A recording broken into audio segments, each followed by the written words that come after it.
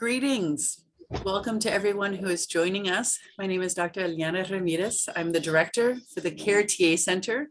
We are the Crisis and Recovery Enhancement Training and Technical Assistance Center. We're thrilled that you're joining us today in session 1 of a 4-series meetings regarding Crisis Care Continuum, a crisis in the system.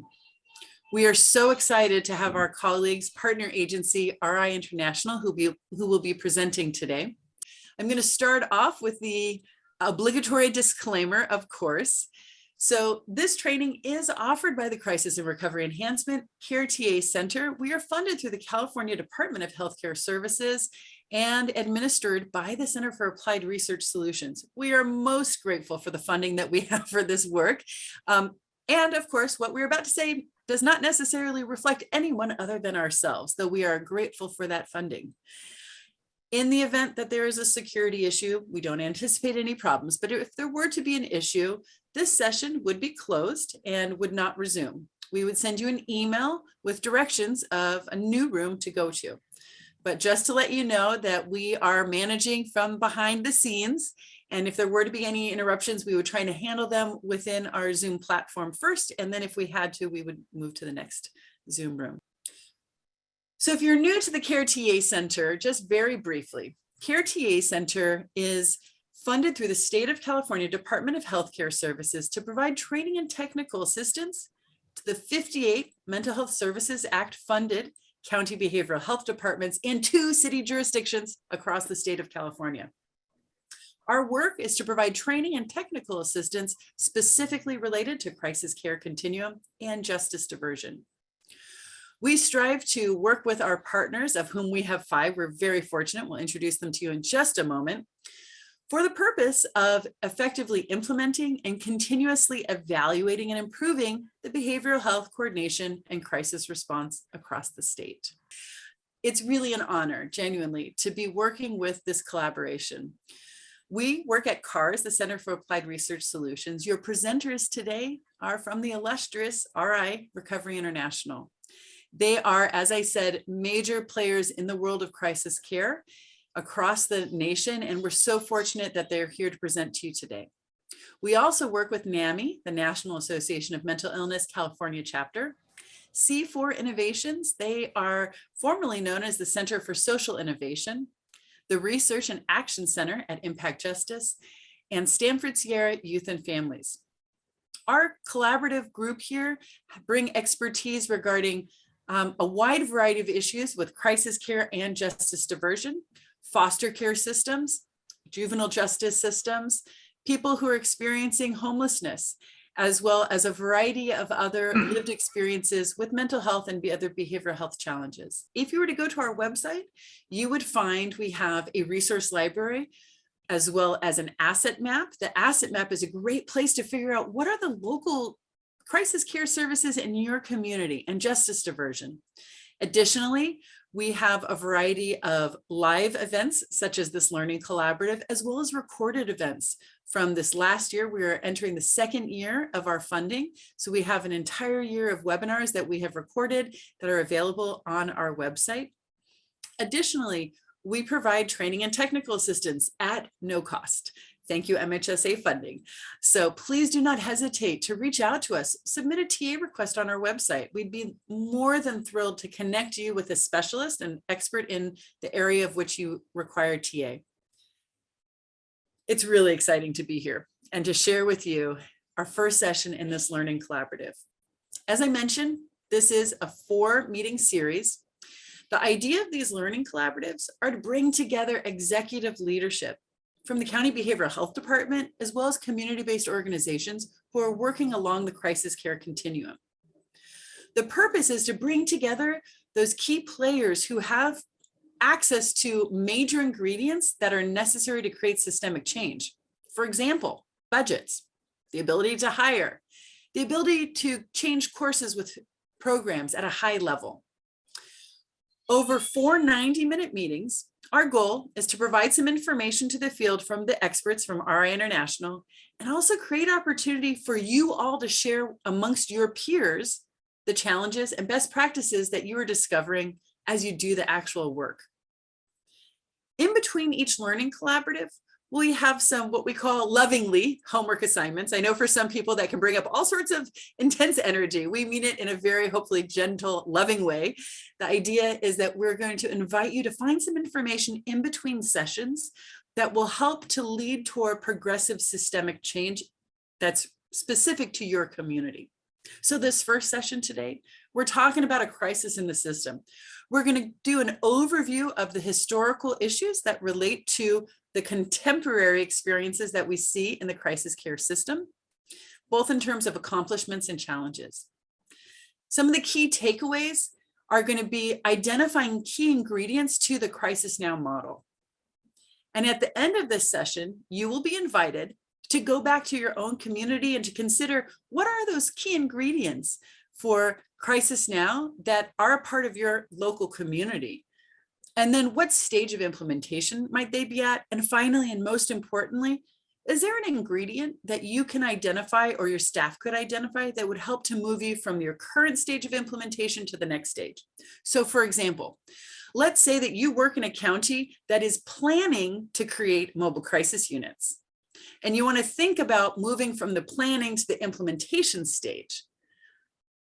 It might be that funding is the next thing that's important, or it might be staffing, or maybe actually identifying the fleet of vehicles that would move you from that planning stage to implementation. Or maybe you're planning to move from implementation to a stage of growth. What would help you to grow that system to that next level?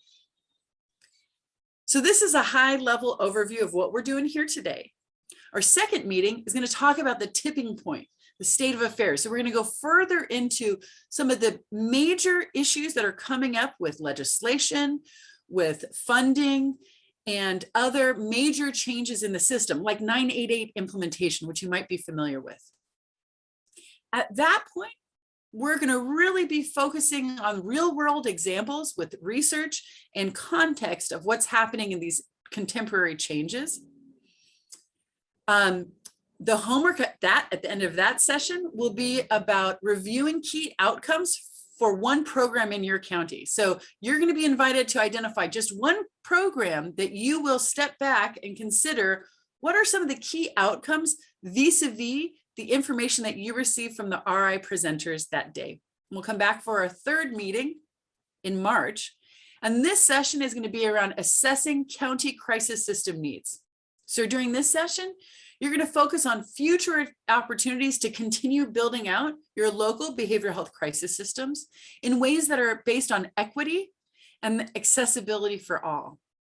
So at that point, topics will include issues like substance use services, medication-assisted treatment, the fusion model, zero suicide initiatives, family involvement, engagement assessments. Those key tools that are central to moving that work forward into the future. And this session, the homework, is going to be the invitation to create a SMART model framework to identify one topic in your community that you would really like to address to work on systemic change. So our fourth and final session is really about outcomes-driven continuous crisis care system improvement. This final system is going to bring together what you've learned for the first 3 sessions, best practices for the Crisis Now model, indicators of crisis in the system, and SMART goals for local system improvement.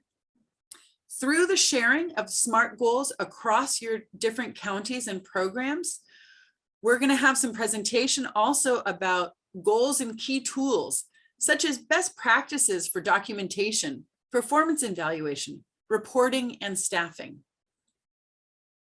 And at that point, in these 4-session collaborative, if you would like additional support, you are more than welcome to submit a TA request at the CARE website, or at any point during the course of this 4 learning collaborative sessions, you would like additional support.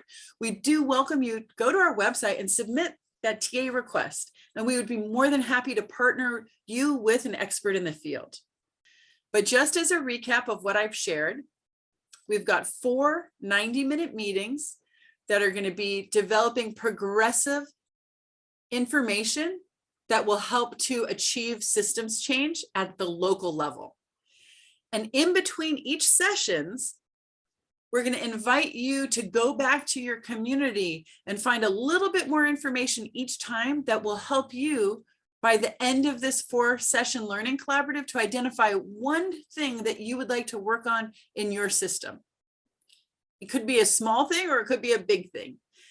It could be something like, gosh, I'd really like to decrease the wait time of people who experience behavioral health crises who access crisis support.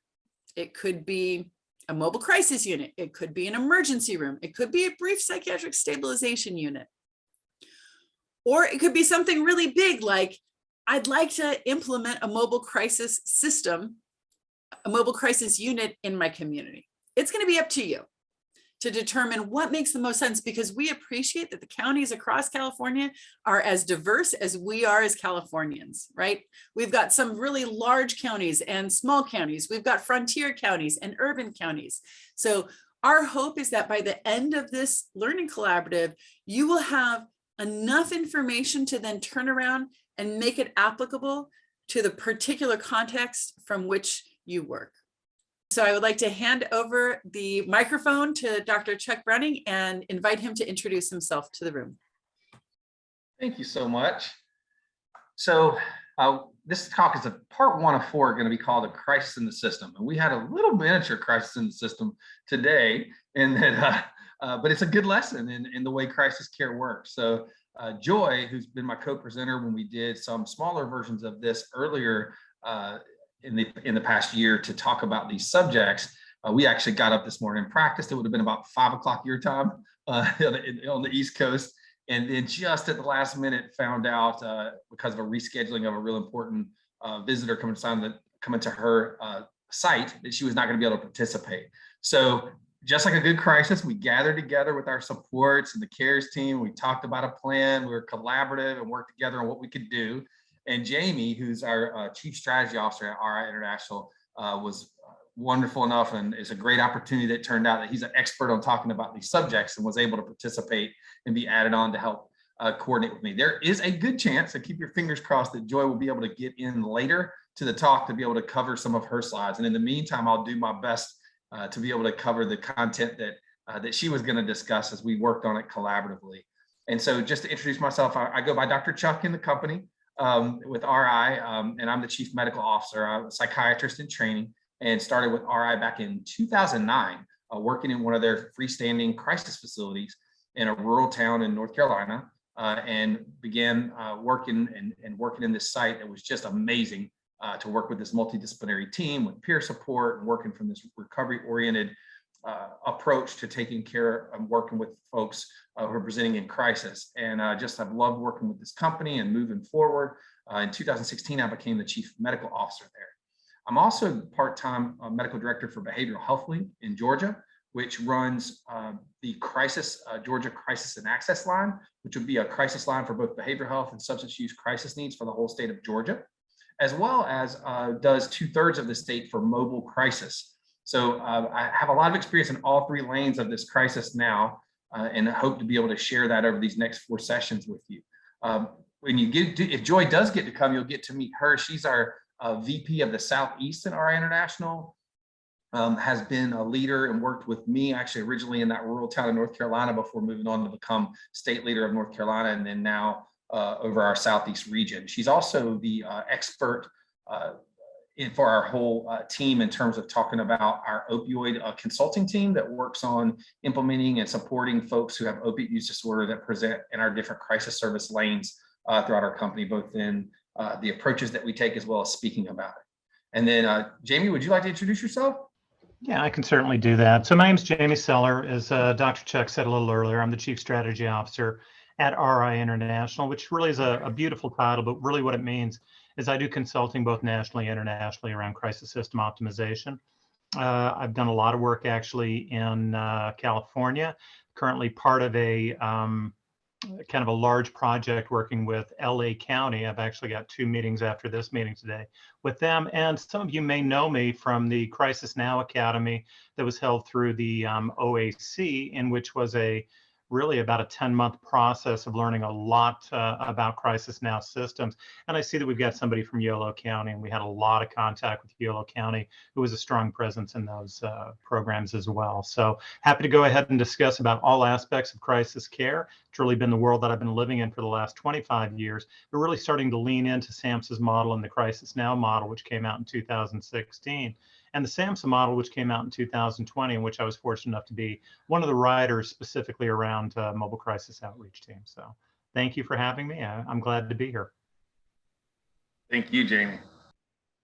So as you see, we've got learning objectives that we're going to cover both today, as well as we'll continue to spread out and merge through the following 4 sessions that we'll have, where we start with a historical piece and move forward into where we're going, where we can go, and partner with you in discussion and collaboration on your system development. So the title of this talk is A Crisis in the System. And we are going to talk a little bit about historical parts of crisis care, but we're going to go way back historically in the mid 1800s to tell you a story about a physician who was working in the Vienna General Hospital in the late 1840s. His name was Ignaz Semmelweis, I think is how it's pronounced.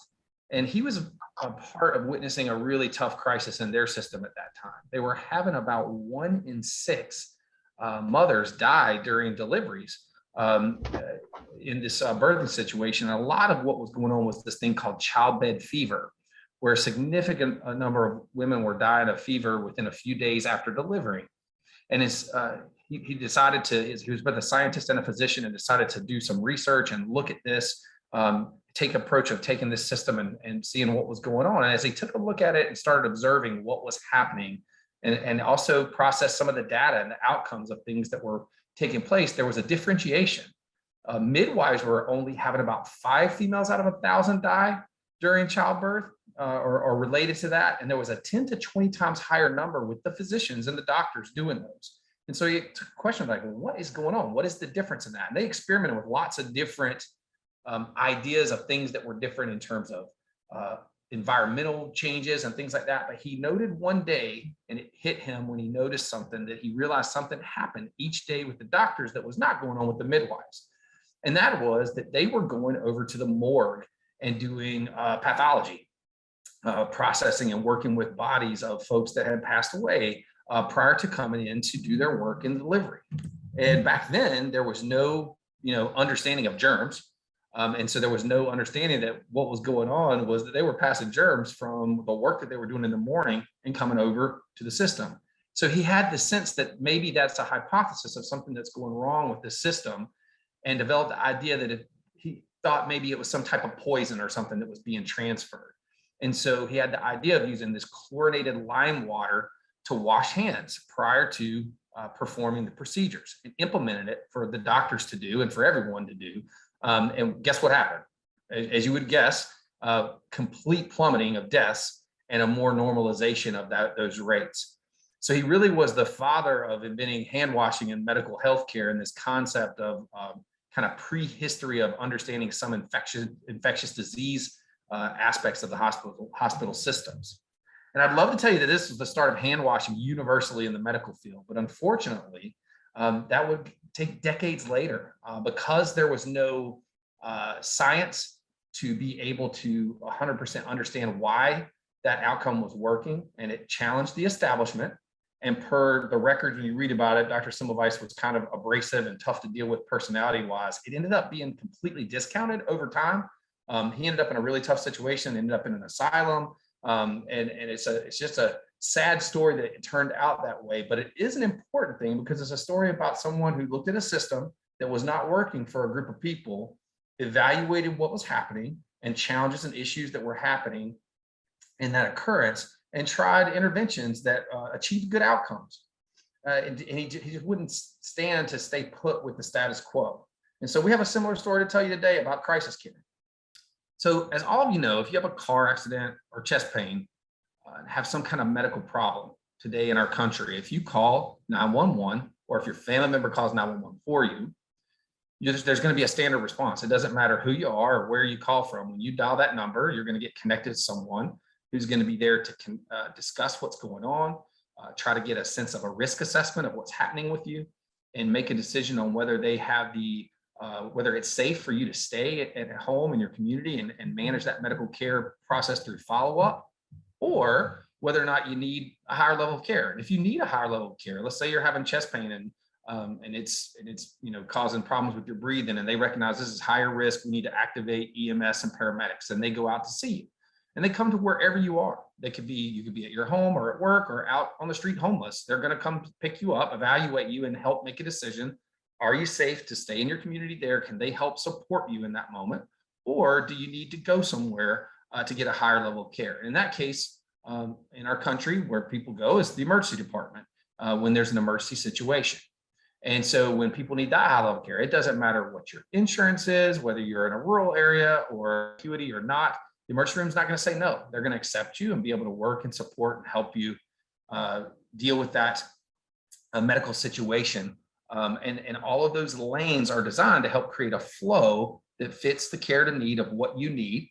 There's all kinds of other layers put in there. There's prevention type things. There's step down options. There's urgent cares if you don't quite need the level of going to an emergency department. But if you don't have those core 3 services, you're missing out on ability for people to go when they need an emergency assessment of what's happening and to get connected to the right level of care. That's what that system has been designed for.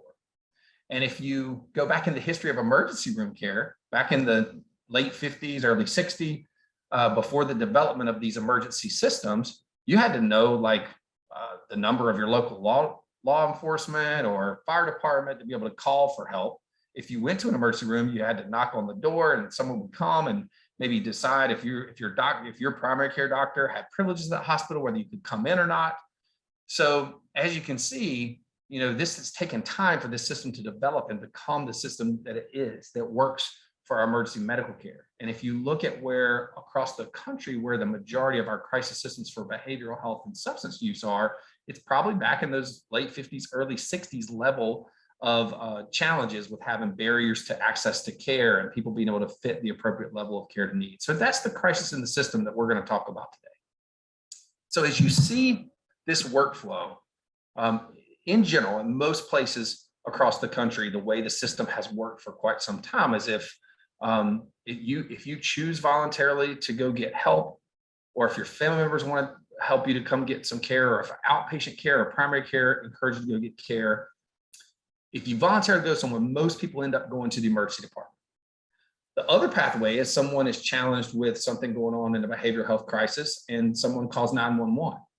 And our primary engager for that, if it's not something medical, in most places across the country, is law enforcement to go out in the community and contact with that person. And then usually 2 things happen.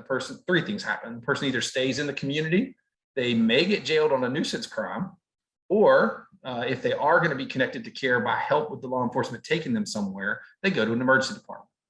So as you can see, in this system, the way it's set up, everything is designed to go through the hospital ED.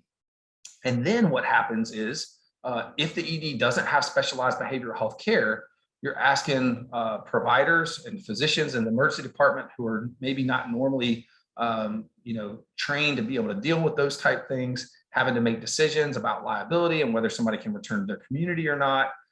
There's limited inpatient beds, and if they're worried about options for care and there's no other crisis continuum services, people can end up staying in the emergency room for days. One of the downsides of that system is that in a lot of places across the country, law enforcement does what we call wall time. It waits in the emergency department for potentially hours to days while that person is being assessed for their risk. And so oftentimes in those emergency department situations, people wait there for days and days before being able to get care if it's deemed that they need it. Oftentimes they might even be feeling better on day 2 or 3, but they're already under some kind of legal order that says they were on involuntary commitment and the ED is not willing to release that. So they still end up going somewhere. Or there may not be a nearby inpatient unit. And so someone travels, way outside the state to go get their care. So there ends up being different bottlenecks in the process that lead to challenges with getting access to care, challenges with getting the right level of care to what that person needs. Is what if we put a block on everything that when someone has a crisis needs to go through the ED to be assessed? What are some of the options of what can happen when you have that? and create some valve management with different pathways of things that can be supports for the level of care that people need. So we're going to talk about that today and introduce those concepts.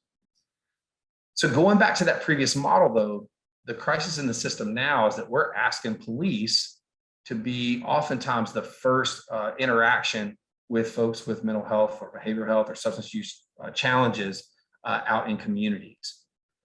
And if you can imagine yourself as yourself or a loved one who has either had tough prior interactions with police or trauma from just seeing things on TV that have happened, especially to people of color, there's multiple different avenues where when you think about it from a trauma-informed care perspective, if someone's in crisis, how often do you think a police car pulling up when they're in a behavioral health crisis is going to help them feel calmer or more supported in getting help and feeling better about getting the care they need? So it oftentimes creates a challenge. And as I discussed before, when you have the bottlenecks in the system and there's situations where police may be stuck having to wait for hours taking someone to an emergency department, or maybe they go to a service and they go to take the person there because they're intoxicated with a substance, but the place says this person's too intoxicated, you're going to have to take them over to here.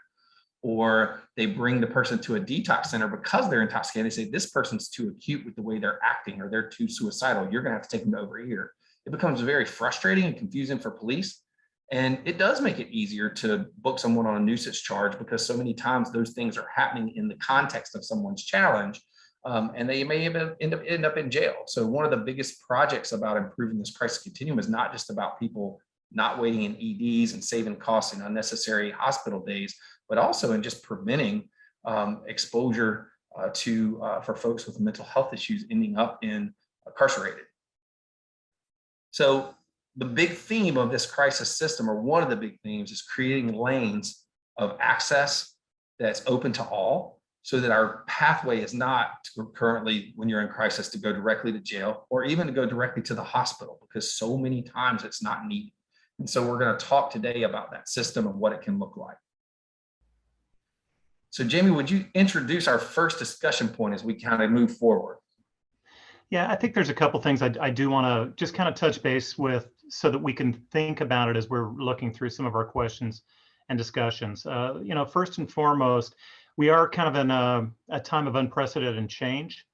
With the advent of 988 coming in July of 2022 and the funding that is coming as a result of that, really we're at a point right now where I think behavioral health care, specifically crisis care, we're in a spot that we haven't seen really since the expansion of Medicaid, as far as people being able to have access to systems and there being funding coming into the system to go ahead and create a true integrated crisis care network.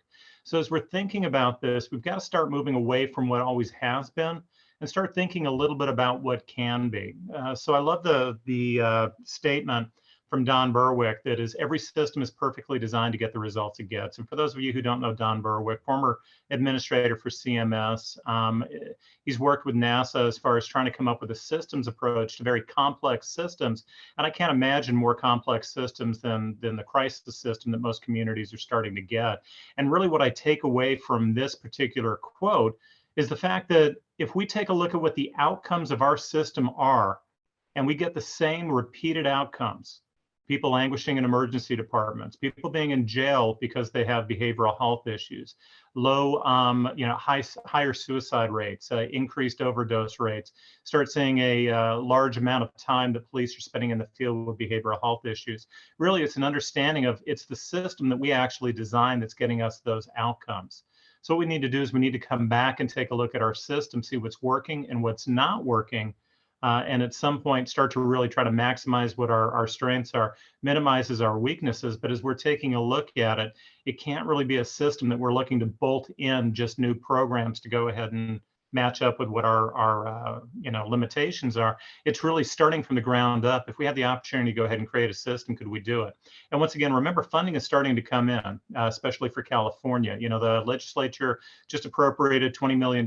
It's going to go to Dee Hirsch for distribution to the 13 National Suicide Prevention Lifeline call centers to go ahead and augment their strength, capability, and technology. The CCMU program through DHCS is authorizing money to go ahead and support support mobile teams being operational within the community and how they start to integrate. We see ARPA funding coming in. We see other forms of funding that are starting to come in to be able to support these programs. So what I can tell you is that you're going to start seeing funding opportunities, grants or otherwise, coming into the system. Really, it's going to be the challenge for all of those involved in the call today is how are we going to best utilize those resources to actually recreate or develop our system so that when every system is perfectly designed to get the results it gets, we're happy with the results that we're getting. Because if not, at some point 10 years from now, we can't say that there's external problems. We're going to have the resources to make some changes, and the changes we make are going to impact future generations. And really what I want to kind of think about is we can reframe these or renumber these a little bit is think about what the current outcomes of your system are going to go ahead and be. So let's start with number 3. What are we currently getting? What are we seeing as far as response times for our mobile? What are we seeing as far as drop rates for our call center? What are we seeing as far as average time in an emergency department for a behavioral health, for somebody with a behavioral health issue? We would call that psychiatric boarding. You know, what are the outcomes? What are the pressure points or the pain points within our system? And how does our system start to address that? Once we look at that, we can start to make a kind of a fearless moral inventory of what our crisis system strengths are going to go ahead and be. Obviously, it's easier to build upon current strengths than to go ahead and completely revamp or redesign what our current systems are.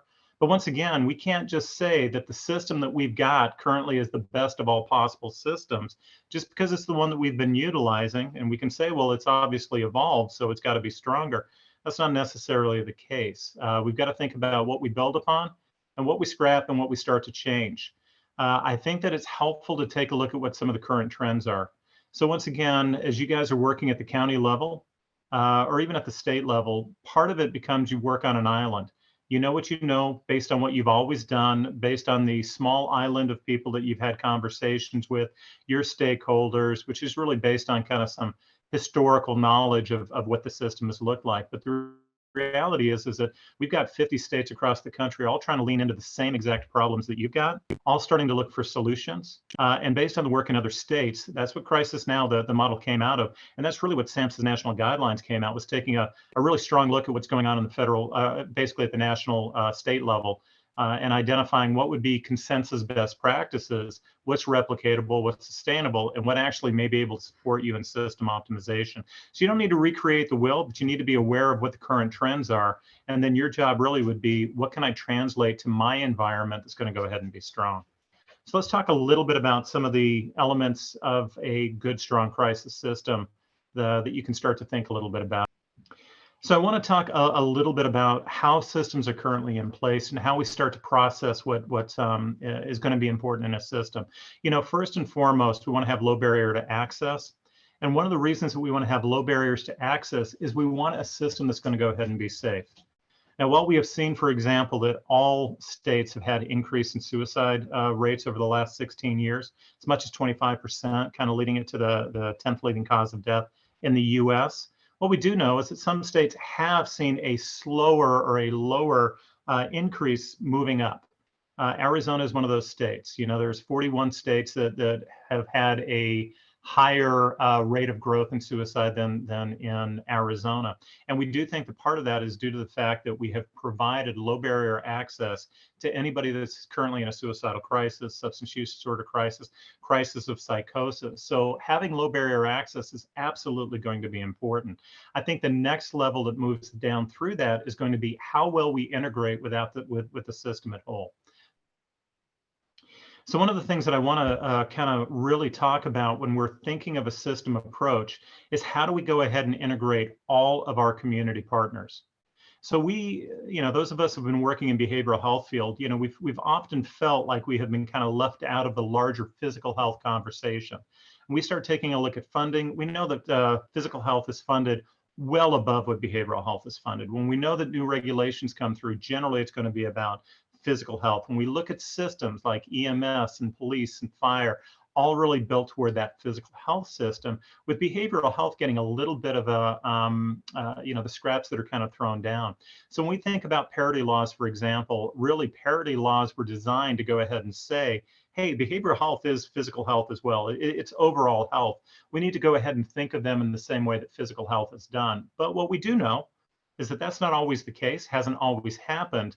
So really what we're looking to do is start to integrate behavioral health as part of the larger system as a whole and find out who our community partners are so that we can integrate so that we're not siloed or we're not on an island of our own where you're either getting the rest of the system care or you cross a bridge into getting exclusively behavioral health care. And then at some point, maybe you cross the bridge back into the community at large. Certainly don't want to separate. We want to have as much integration as possible. So one of the partners that we think is absolutely imperative to this is going to be CIT. So CIT is basically crisis intervention team. A lot of people think of it as crisis intervention training, but it's really not. It's a different type of approach, and training, while being a part of it, definitely is not the end all be all of it. It's created in Memphis, Tennessee in 1988. That really is why people start to call it the Memphis model. But really what the goal of that was to say, hey, look, we understand that law enforcement is always going to have an integral part in behavioral health care at the street level. Because at the street level, behavioral health care really is a life or death situation. We talked about increasing suicide rates, we talked about overdose rates. So we certainly do see it as being potentially life-threatening. And what we do believe then is that a street level approach at some point is often going to be kind of provided by what we would consider caregivers of last resort, which are going to go ahead and be police. And even in systems that are strongly evolved to work away from requiring police intervention, there always is an element of police intervention because of the way calls are dispatched, because of how they're initially presented, and often because of the lack of resources in physical health or in behavioral health that would be able to go ahead and support more behavioral health options. At 2 o'clock in the morning, if you don't have mobile teams up and running, it is going to be an officer that's going out there to the field. So really, when we focus on CIT, as you're looking at new communities, or you're looking at who is going to be the most successful partner that you have as you're looking at your system, having police, law enforcement as an advocate, as an ally is going to be important. So I want to just make sure that we all have an understanding of what CIT is. And once again, it's the team, not necessarily the training. Go ahead, Chuck. And Jamie, one of the reasons that Joy and I had prepared this discussion to include something about CIT is it's a design of a really well thought out system. But when it was implemented, the goal of CIT was for law enforcement to have a place that they could easily take someone to support if they needed it. And throughout the country, with CIT teams were developed and the system was beginning to evolve, what ended up happening is the mental health system kind of let law enforcement down and the CIT programs down. And so again, going back to that old model, as the system evolved, because it didn't include having places that police could easily go and drop folks off, one of the downsides to that system development was that outcome. So as we are thinking about, and as you're thinking about the assets and things that you have as you're designing your system, it's just an important lesson to and that's one of the reasons we included this topic, is it's an effective tool, but you have to have all the pieces together working to really help it come to fruition the way you would ideally want it to do. Dr. Chuck and Jamie, oh, sorry, yeah. I just wanted to elevate that there's a question in the chat box about if CIT is the same or similar to SMART team.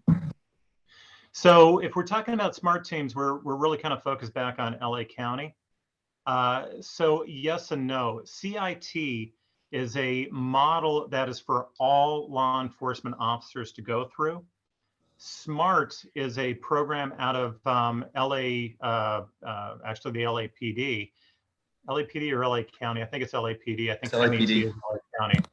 And really what the SMART program is a co-response model that includes a licensed clinician going into the field to go ahead and support people in crisis with a plainclothes police officer in an unmarked car. Because once again, there is a strong intersection of law enforcement and behavioral health, sometimes at that street level. So SMART really is a co-response team. They may use CIT principles. They may utilize some CIT training, although they may also utilize a couple of other trainings out there as their primary training model as well. So yes and no, it's part of it, but it's not most of it. CIT is like I said, on a basic level, what most people see, it's 40-hour, 80-hour training. They're sending police officers through that to better engage folks in the community. On some level, what we're trying to do is teach, basic behavioral health principles, de-escalation, ways to go ahead and approach and view somebody with a mental health crisis that is a little bit different than the way that you would approach somebody who's you suspect is being guilty of a criminal act, even though sometimes there is, if we look at the Venn diagram, a lot of times folks with mental health issues that are approached by police, the reason for the initial call and the reason for police involvement isn't the behavioral health issue. It's because of vandalism, trespassing, vagrancy, any number of issues that tend to go through. So the goals of CIT really are that training component, but it's also in helping communities design their system of care that allows officers to have other dispositions in their back pocket other than jail, which is always a disposition an officer can have, or an emergency department, which is another disposition that an officer has for a behavioral health issue, which often results in wall time. So if we take a look at Maricopa County, which has very strong CIT programming, really the Phoenix PD has Detective Sabrina Taylor currently. Prior to that, it was Detective Nick Margiotta for 11 years running the CIT programs. They would do CIT training every quarter. So they would do 4 trainings a year, train about 160 officers a year. But that was a full-time position. And what they would do is they would spend the rest of their time working within the current agencies, with the local government, with the state government, with the funders, with the crisis providers to ensure that the mental health system for those who were in crisis were adopting the needs of police that were actually working out in the field. So how we would end up seeing that is Maricopa County right now has a no wrong door approach to its facility-based services. And what that means is that we will never say no to an officer that's dropping anybody off at one of our facilities. So since 2014 at the RI facility in Maricopa County, and it's one of 3 agencies operating like that, what we have seen is 25,000 people come out of the back of a police car since 2014. And we've said yes 100% of the time. So think a little bit about what that does for trust in the community, when an officer knows I can go to jail and book somebody. I could drop somebody off at an emergency department that's got a strong behavioral health issue and wait an hour or 2 for them to accept care. Or I can drop them off at a crisis receiving center, know that they're going to accept without question, and I'm back on the road in 5 minutes. You can start to see how the system then starts to get different outcomes when you start to do that. Officers are no longer given a choice between jail, which they may not want to do, an emergency department, which they may not want to do, leaving somebody in community, which may be the easiest, quickest, fastest thing for them to do. They've now got alternate levels of dispositions at their fingertips, and they're going to go ahead and utilize them. So that is part of the system approach that our relationship in Maricopa County with CIT was able to get to us. So, and as we're talking about, the SMART team as well, just a little bit of how that tends to happen. So what'll happen is if there's a call that comes in and it goes directly to the SMART team triaging, they can dispatch that plainclothes officer and a clinician. If it's coming through 911, 911 may go ahead and send patrol. Patrol may be the first on scene. Patrol then may call triage for the SMART team and ask for a SMART team to come out and support them in the field, or they may not. So there's multiple ways to go ahead and get into that SMART team in LA County. And Jennifer, as you followed up in your comment, to have someone come in police clothing, that does have, just like we showed the picture with the police car, one of the things that we're going to get into in the very near future of this talk is talking about some of the elements of Crisis Now, which are designed to help intercept as much contact as possible with law enforcement. So this system has been in place in Maricopa County with a great success of outcomes of doing that. But then the next development of your system, as you're thinking about what are trends, what are things that you have in your system, is think about when 911 is called or when people reach out for crisis help, who in your community goes out, who's the first contact, what are people encountering when they call for help in your areas, and what are the trends, and what do you see that wanting to go, as we discuss the different layers of Crisis Now moving forward. Ultimately, too, we want to really discuss all of the current stakeholders that you've got within your system and how they start to interact. And I'm going to actually think a little bit and expand on the relationship with law enforcement and communities. So once again, if we're looking at a system, getting the outcomes that is designed to go ahead and get, whether they're unintentional outcomes or not, Really where we want to start looking at is where do our systems start to fall apart a little bit, and how do we need to go ahead and strengthen them? So one of the reasons we spent so much time talking about law enforcement is because it becomes integral to crisis systems. And I'll tell you where mostly it's going to start to identify. If you have somebody on a 5150, so let's say we've got really strong mobile teams, they've got quick response times in our urban areas, they are out in the community in an hour or less for an average response time. In our more rural and frontier areas, we're getting out there within 90 minutes, maybe 2 hours if that's where we're running to. Well trained, well supported. What happens if we run into that case, which we're going to see a decent percentage of the time, maybe 15% in Arizona, we tend to see mobile teams needing to go ahead and put somebody on a 5150 type of involuntary process. What happens then? Well, we need to integrate fully with law enforcement. Unless we can talk somebody into going to the facility voluntarily, maybe either transported by the mobile team or an ambulance. But once again, if I can talk them into going voluntary, I'm not sure why I'm putting them on a 5150. So there is some of these interactions that tend to happen. So we need to take a look at a system approach. So this slide here just kind of talks about some of the various levels that we tend to see hospitals, we see, workforce development issues that start to come in, our EMS services, our interaction with the jails, which often are the, facilities of last resort for care. We start to see some of the regulatory issues, peer-run organizations, government. It's going to be academic, and then overarching all of this, we need to go ahead and ensure that we're getting funded at the appropriate levels to go ahead and ensure sustainability. Nothing is going to go ahead and damage my system more than a lack of resources in a way that's going to go ahead and create a strong system approach. This is one of my slides, and a really important slide to me, where Jamie was talking about how systems need to come together at the county level, and also just to make sure the funding is there, and to make sure that agencies are not siloed, and making sure that the services are congruent. This is also something that is important with the individuals that we're serving. Gone are the days where you can get your mental health care here, and then substance use care here, and social determinant challenges addressed in a different place. Really being able to develop systems that are no wrong door, and have the approach of, when someone comes, we're able to handle the care that they need, especially for a crisis system. And so when someone presents, and you can go forward just one, showing how someone is an integrated person, and being able to address mental health, substance use care, any family or community concerns, basic medical, and also addressing those social work basic needs, all in one place.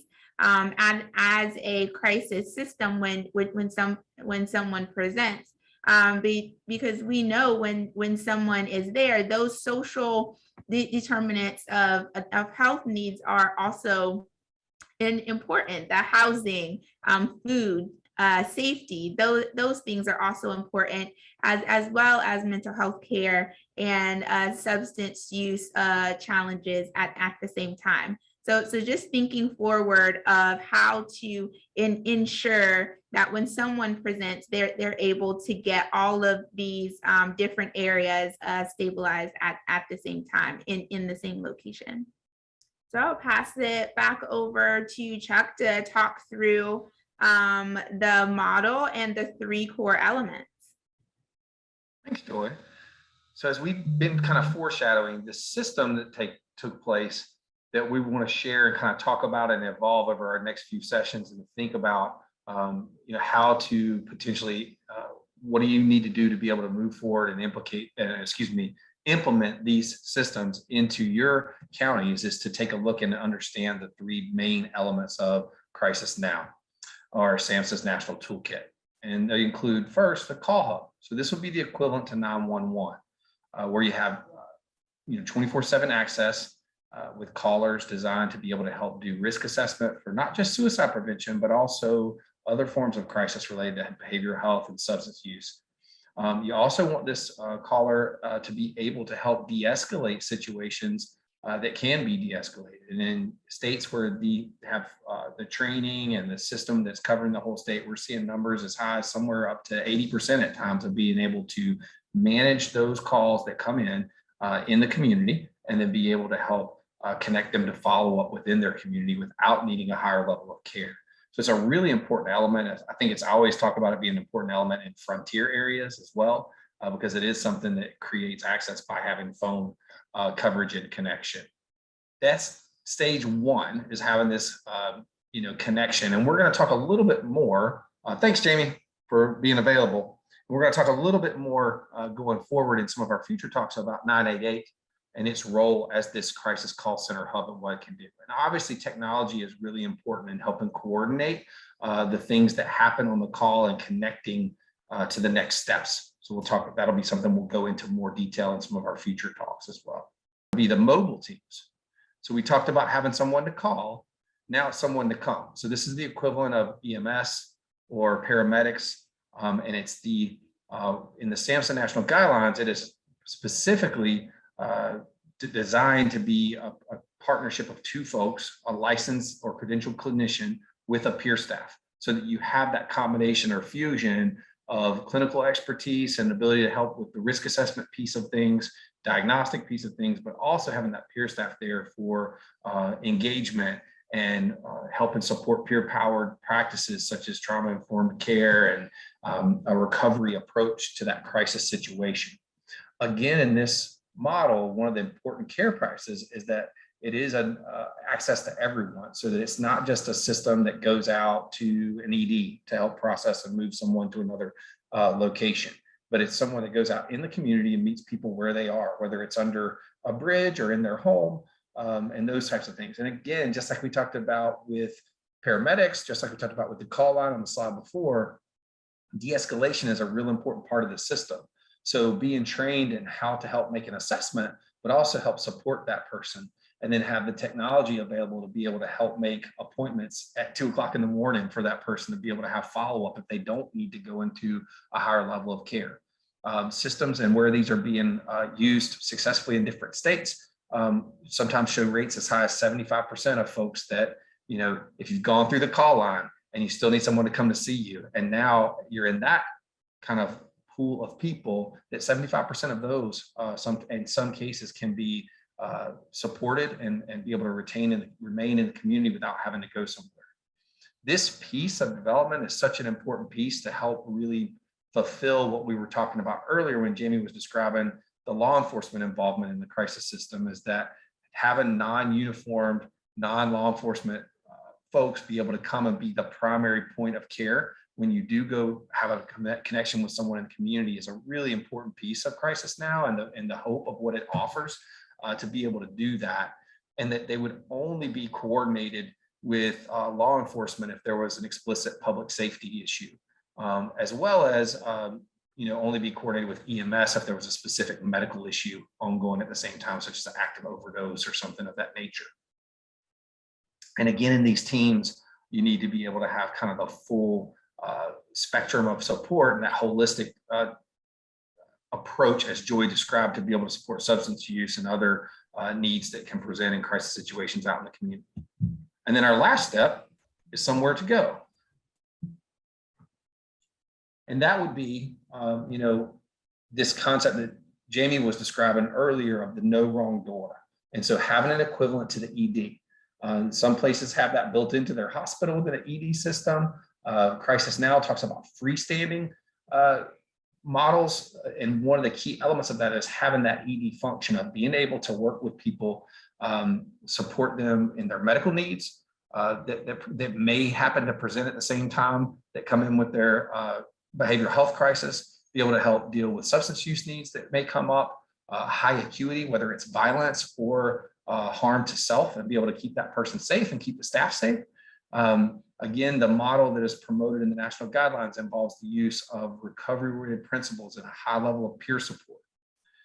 Having that function to be able to do that is what makes the biggest difference when people do need that higher level of care, which again is a smaller percentage of folks, in having an impact on your system, being able to really work and have the throughput so that there are less people going to hospital beds. Because again, we talked about de-escalation. We have anywhere from 70 to 80% with the call lines and anywhere up to 75% with mobile support lines. Well, with crisis receiving centers, we've been operating for decades in different places around the country, but in Maricopa County, our numbers can be as high as 70% of folks that are able to return to their community after 23 hours of support.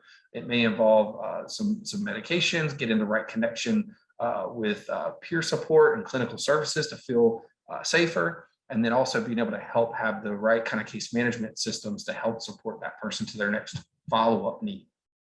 The other piece that we talk about when we talk about these three elements is that's not the whole. Those are the elements of crisis now that help this flow problem that we discussed and talked about, but it doesn't necessarily mean that other levels of care that we call crisis, that are crisis adjacent, are important. So just as it's really helpful in cardiac issues to have urgent care situations, cardiac step down, cardiac wellness rehab, preventative cardiac services, cardiac step down units. Not everybody goes to the ICU that has chest pain. Similarly, in your system, in an ideal scenario, you have this campus of connection, and we talk about that term as an RI term of having different levels of care of support so that you do have options. But if you don't have a place where people can go, no wrong door, and have access to your community, you are building in the chance that you're going to create backflows and problems in people being either left in the community, being affected by disparities because of implicit bias and things like that, that if they can't just automatically go somewhere and know that they're going to be able to get in, so access barriers, as well as creating the chance that more people are going to be waiting in the ED or go to longer term inpatient stays that they may not need. And then the final piece that we're not going to cover today, but we're going to cover much more in depth than some of our other ones, is some of the technologies that can help support how each of these three systems work, the valve management between the three systems, and those types of things. But that in essence is the core concepts of crisis now that we're going to get into for your systems. So here are some of the questions that we would like for you guys to think about. How does your current system match the Crisis Now model? What are the positives in your system? What are the areas of improvement? And we really like to think of what's the foundation and what is there to build upon. There's always positives in a system. There is a reason that these services were put into place the way that they were put into place, especially for that community. So what are the positives and just what are the areas of improvement? What are the crisis adjacent services and how would they be affected? And crisis adjacent services, we're thinking of prevention, as well as those aftercare, warm handoff types of services that are really important as well. And then how would your citizens benefit from this type of a model and from this type of an adjustment to what is currently happening? So that is what we would like to discuss next. The program that we have in Huntington Beach is that everyone is trained, police and civilian, so that when they go out to a call, they're prepared, and it's not with the police there unless they have to be, but otherwise the people that are trained that go out in the vans make sure that the situation is clear for the person that is in crisis. They take their time. I don't remember how many hours that each of the crew have. I believe it's like 12 hours or 10 hours that they do per day. And right now, I believe we have 4 vans. And if you click on the link, it will show you what the vans look like. It will give you tons of information about our program. And I say ours, and I'm actually with Pure Voices of Orange County. And so we're kind of separate, but we're all collaborating together. This is a big deal. This is a big project for us in Orange County. It's the best thing. And people are so happy. And yes, I said Huntington Beach and Garden Grove, those are the two that are up and running, but there are going to be several other locations by the end of this year that are going to implement this process. And I think it's just beautiful, and we have had nothing but great response. Of course, there's going to be some that are critical, that are suspicious and everything, and that's okay. We just have to prove that the system does work for you, just hopefully it will continue forever. Is live. You can go on the link, you can find out more, and also they're probably going to direct you to Be Well Orange County or BeWellOC.org, so that you can see, you know, how it's in comparison with the Be Well campus, which this is the Orange campus I'm at. We have an Irvine campus that's going to be up and running in 2023. And so both of these coincide. Everything is up and running. So hopefully you guys will be able to take a look at it and see how well we're doing. Got here, Amy is saying that they have a long way to go. The only matching thing they have is one full-time employee clinician and a sheriff to respond to situations in the community. Erin says that they are in the planning stage of developing a crisis contact center. However, their mobile crisis team is in place and their crisis stabilization centers are open. So it sounds like Erin is talking about having multiple programs all at different stages of implementation. It's interesting is we've had like a slump in the use of that service. I think because they have I had this experience in another county too, where we had limited hours. And so it's good when the crisis is happening during those hours. It doesn't have the flexibility. So that would be something I would want to see improved over time. Just say, Amy, that what you just said reminds me of this brilliant slogan or statement that RI repeats, which is anyone, anywhere, anytime. And that really rings true. This idea of exactly like you said, it's okay when the system is open at the same time as someone's having a crisis, but how many of us schedule our crises? That's kind of the entire point of a crisis, is that it's something that just comes up. Thank you. That was an excellent example of an area of improvement. I have not had much positivity in this area at all. I have had several clients actually go through some form of psychosis in the last 6 months. One twice in the last month actually, and the other one, it's been kind of ongoing for about 2 months. I was lucky with the one that I was talking about earlier with the SMART team, because the landlords had gotten a hold of the SMART team. The client is a hoarder, started a fire in his unit, wouldn't open the door, was definitely going through some, childhood trauma that was coming up in his head, that was triggered by something unknown. But the SMART team was fantastic. They came, officers were dressed in clothes. They tried several times to get him to come out. I was finally able to coax him out enough for the officer to stick his foot in the unit, get the door open. But once we got him into a 5150, the hospital was just unwilling to keep him more than 2-3 days, I think it was, because he presents normal but angry. But I know his regular state is sweetheart teddy bear. So, I kept saying, did you not see the pictures? Does he still hate me? Because if he hates me, it's still happening, kind of deal. But they finally let him out, ignoring every word from the SMART team as well as myself. But we had no communication after that fact. I'll still update the SMART team. They'll still try. He couldn't go back to his unit.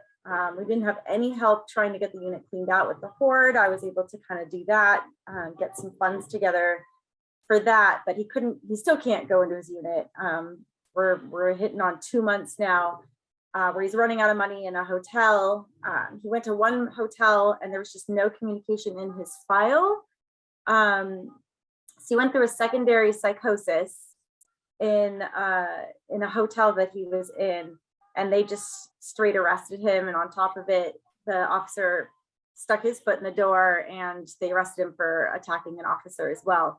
So the SMART team was trying to communicate, but because the SMART team is LA and where he was arrested was Torrance, I think it was, it took the SMART team a week to get the police report. So it's just been kind of one thing after the other, and we just don't have any direction as to what other, like if he doesn't want to go into what is it called, an in-person unit, I can't, my brain's not working, but Inpatient? sorry? Inpatient? Yes, inpatient, thank you. He's not really willing to go inpatient. So right now it's just kind of me checking in on him again, hoping that we can figure out how we can get back into his unit. I'm trying to arrange with DMH, but even those are just resources. It's like they're just giving more resources. I can Google these things myself. So it's like, it's very frustrating in LA County right now. And then same with another client, he put himself into a 5150. So yeah, I'm just not having a whole lot of success. Yes, go ahead. I was going to say, first of all, if no one has said to you yet today, thank you. Thank you, Jennifer, for doing this work and to coming back again and again and again, knowing that people can and do recover if they have access to resources that are helpful. You have identified so many key points where the system needs to be improved. And I know that what you have just shared is going to resonate with so many of us who have been frontline clinicians working with people through crisis. And so when I say thank you, it's as a social worker who has been in similar places with you. You're continuing to see the writing on the walls, and you're telling everyone their dog, mother, cat, and bird, right? And still the system is moving in the way that it's moving. And so I think that you've pointed out several points around how adjacent services might be affected. You talked about the hotel. You talked about a number of additional places. You also talked about inversely how citizens could benefit, right? If the system was working better, then he would be helped to a state of recovery. Then all of the people who interact with him would be having a different interaction. You described him at baseline being a very kind and teddy bear kind of person and not an angry person. I just want to second the thank yous for the individuals who shared. I think one of the things that strikes me is the passion that I hear in everyone's voices around the work that they're doing, the excitement. Also acknowledgement of the challenges, but the willingness to come back and try again the next day and the next day because of the passion for the people that we care for and the job that we do. So I first want to start there. But then secondary to that, each person has described that they're somewhere. They might not be at the best place that they would like to be. Maybe the site isn't open a full 24 hours, but it is open some. Or there are attempts being made, even though there's more that needs to be done. And then there's collaborations that are being started, but there's still more work to be done and implementations there. So I think throughout this learning collaborative is just continuing to come with that passion and kind of openness to what else is out there, the information that we will be presenting, some of the best practices, and seeing how that can be kind of overlaid on top of the foundation that's there, the passion for the work and the structure that's already in place to get to where there isn't a broken system or a siloed system or frustrations in the system. And getting to where we are helping individuals recover, and we are there and we show up for them when they're in that moment of crisis. And that's for everyone who's in that behavioral health crisis state. So those are just my thoughts from the conversations that I've been listening to. What are your thoughts, Chuck? Well, I echo that, and echo the appreciation of the passion for folks. It's really appropriate and a good segue as we finish up talking about a crisis in the system, and we're going to be moving to next time in our presentation talking about the tipping point. And so the tipping point is you're thinking about how you get that rock up the hill and then get it moving forward where all of a sudden it starts gaining momentum. And so it sounds like some of you folks already have some things in place, or you're possibly further down the hill pushing that rock up. And so we're going to be talking about what are those elements to build towards bringing it and putting it over the top, where a lot of these things that we're discussing in this system solve some of these areas of improvement that, like Jennifer was describing, that was such a challenge for the person she was serving, and ways that can happen. So I'm excited about the next step of kind of getting into the nitty gritty of sharing some of those things to add into your system. Dr. Chuck and Joy, thank you so very much for this presentation and for kicking off this learning collaborative in such an exciting way. And huge thank you to everyone who's here. So requesting technical assistance, please do go to our website, as I mentioned in the beginning, and submit a TA request. We would be more than happy to find out how we might support you through training and technical assistance. Without further ado, thank you to everyone who's here. Please stay in touch with us. Visit us on our website, through social media, reach out via email, and make sure to join our CARE newsletter. Thank you everyone for being here. We look forward to connecting at our next event.